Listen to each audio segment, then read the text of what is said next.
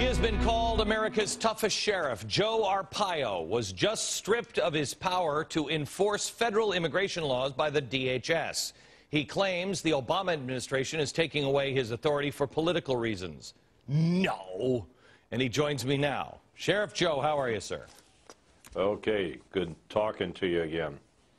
You know, Joe, I have to tell you, I don't understand how we can live in a country, especially your community, your area, where we have the highest kidnapping rate in the country, second only to Mexico City in the world, and they don't seem to have a problem now with the federal government stopping you from enforcing our federal immigration laws.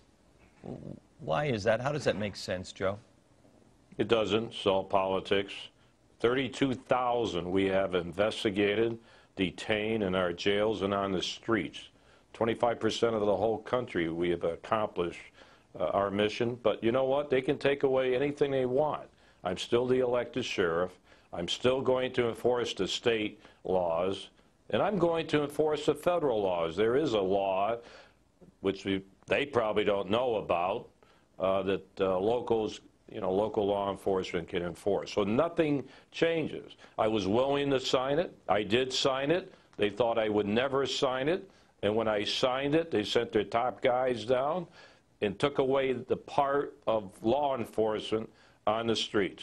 Okay. So you can see. Okay, hang on just a second. What is all that? Bring me up to speed here. I know that they came after you and they said your deputies can no longer, let's say you're stopping somebody for traffic ticket, and you find out that they're illegals. You can no longer arrest them, right?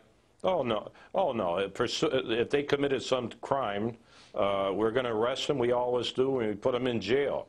It's those that we have no crime at the scene that we usually turn over to ICE. Okay, wait a minute. Is that just randomly stopping people and saying, hey, are you legally here? No. Pursuant to our law enforcement activities. You know, I had the Justice Department in 60 days in the Obama administration coming after me. 60 days it took them to go after me. So this is a calculated program to eventually take the authority away from me under that 287G federal agreement. But I'm still going to do the same thing. Okay, nothing changes. Okay, hang on just a second. You know, the one thing I like about you, Joe, is that you have always been a man of your word. How did you just sign something that said, okay, that's cool, but now you're telling me maybe you're going to do it anyway? Yeah, because I really don't need them. I did it to be a good partner. They trained 100 of my deputies.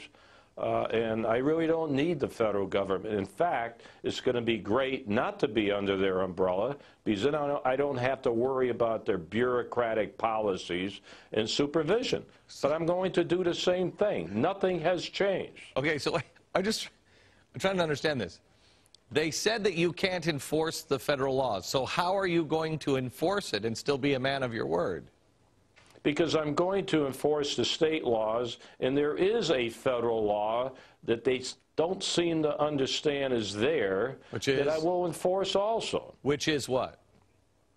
Which is if local law enforcement comes across some people that have a erratic or scared or whatever,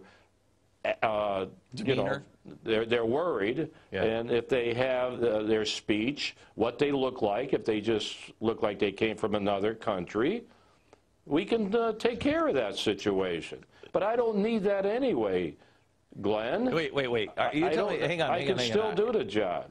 When was that law written? Because all I hear about is that sounds like profiling, and the government is saying you can't profile anybody.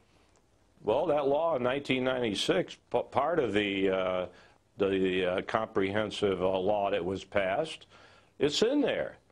It's in there. But I don't, Glenn, I'm going to tell you again, I don't need that law. I can still enforce the state laws, which we do. All right. Hang on just a second. I need to take a break, and I want to come back, and I want to talk to you about, because you're an elected official.